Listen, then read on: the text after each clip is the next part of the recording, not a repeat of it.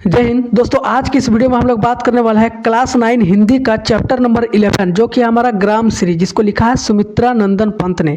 आइए दोस्तों, इस चैप्टर की सहायता से सिर्फ हम सब्जेक्टिव क्वेश्चन को देखेंगे, यानी मात्र कुछ ही सब्जेक्टिव क्वेश्चन है जो कि आपके एग्जाम से रिलेटेड होगा, पूछा जा सकता है कहीं पर भी, ट्यूशन वगैरह, होम ट्यूशन कहीं पर भी आप पढ़ते हैं तो ये आपके बहुत ही काम आने वाला है। वीडियो को अंत तक देखिएगा तभी आपको समझ में आएगा। तो चलिए वीडियो को शुरू करते हैं। इसका सब ऑब्जेक्टिव अगर चाहिए MCQ तो वो भी आप कमेंट में लिख दीजिए कि हाँ चाहिए, हम आपको वीडियो अवेलेबल करा देंगे, क्योंकि इसमें इस चैनल पर क्लास 9 और 10 की तैयारी करवाई जाती है, चाहे कोई भी यहाँ पर सब्जेक्ट हो।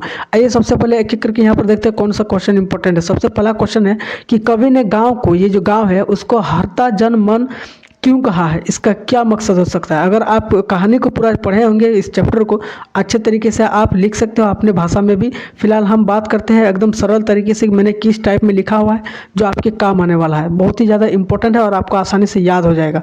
आइए देखते हैं। देखिए, कवि ने गाँव को हरता जन मन इसलिए कहा है क्योंकि गाँव की हरियाली, हरता है मतलब क्या, हरियाली, यहाँ पर शांति, खुला वातावरण और प्राकृतिक सुंदरता मन को मोह लेती है। इसकी जो प्राकृतिक सुंदरता है, जो वातावरण है, एकदम खुला वातावरण, आसमान, इधर पेड़ पौधे है, गांव में एकदम पूरी तरह से शांति रहती है, कोई इधर भागदौड़ नहीं शहर की तरह। तो यहाँ पर क्या होता है कि यहाँ पर ज़्यादा वातावरण, जो प्रदूषण है उतना खराब नहीं रहता है, शांत यहाँ पर रहता है वातावरण। तो इसकी सुंदरता जो है वो मन को मोह लेती है, किसी भी लोगों को। यहाँ पर ज़्यादातर लोगों को देखिए गांव में ही रहना पसंद करेंगे, क्योंकि गांव का दृश्य मन को सुकून देता है। यहाँ पर गांव का जो दृश्य देखने का नज़रिया है वो मन को सुकून देता है और सभी के दिल को अपनी ओर खींच लेता है। ये जो गाँव होते हैं यहाँ पर, क्योंकि इसके जैसा सुख और शांति आपको कहीं मिलेगा ही नहीं, कहीं पर भी, भले आपके पास कितना भी पैसा हो, लेकिन गाँव में ही असली सुख है। क्वेश्चन नंबर 2 देखिए, यहाँ पर कविता में किस मौसम के सौंदर्य का वर्णन है। ये जो कविता है ग्राम श्री, इस किस मौसम का सौंदर्य यहाँ पर किया गया है, इसको आइए हम लोग यहाँ पर देखते हैं। और उत्तर देखिए कि इस कविता में बसंत और शीत ऋतु के हल्के प्रभाव, एकदम हल्का सा प्रभाव का सौंदर्य वर्णन है।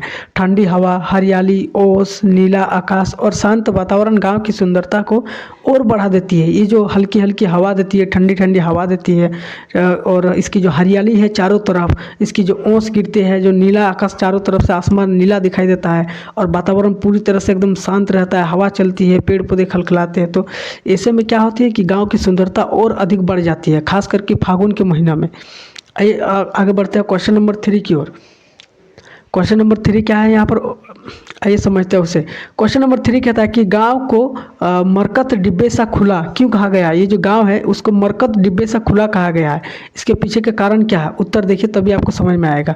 मरकत यानी जो पन्ना होता है, मरकत जो पन्ना है वो हरे रंग का कीमती रत्न होता है। गांव की चारों ओर से हरियाली से घिरा हुआ है।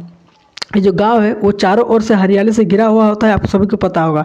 इसीलिए कवि ने गांव को हरे पन्ने जैसा खुले डिब्बे के समान बताया गया है। जो हरे खुला डिब्बा क्या होता है, एकदम पूरी तरह से चारों ओर एकदम खाली खाली सा होता है चारों तरफ से, तो वही गांव होता है। यहाँ पर कोई किसी भी तरह का कोई बंधन नहीं है, कहीं भी चारों तरफ यहाँ पर भी देखो आप, हरियाली ही हरियाली नजर आएगी।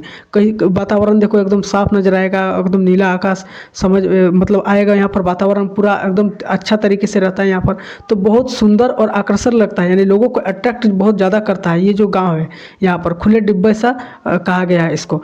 आइए समझते हैं क्वेश्चन नंबर 4 की ओर। देखिए 4 ही क्वेश्चन को मैंने सिलेक्ट किया है जो कि यही सब इंपॉर्टेंट है, बाकी पूरा चैप्टर यहाँ पर खत्म हो चुका है हमारा। यहाँ पर क्वेश्चन नंबर 4 देखिए कि अरहर और सनई के खेत कवि को कैसे दिखाई देते हैं। ये जो अरहर और सनई के जो खेत है, ये खेत वो कवि को कैसे दिखाई देते हैं, आइए उत्तर समझिए। अरहर और सनई के खेत कवि को हरियाली से भरे और लहराते और जीवन से भरपूर दिखाई देते हैं। जीवन से एकदम भरपूर दिखाई देते हैं, लहराते दिखाई देते हैं, क्योंकि ये खेत गाँव की सुंदरता को बढ़ा देते हैं। ये जो खेत होते हैं गाँव की सुंदरता को और अधिक बढ़ा देती है और प्रकृति की समृद्धि का एहसास कराते हैं कि देखो प्रकृति भी ऐसा दृश्य दिखा सकती है लोगों को। तो यही सारा क्वेश्चन है जो मैंने सिलेक्ट किया है, बाकी 4 ही इंपॉर्टेंट क्वेश्चन है। इससे आगे तो पूछेगा भी नहीं, ना कोई कहीं पर भी पूछता है, नहीं लिखाता है।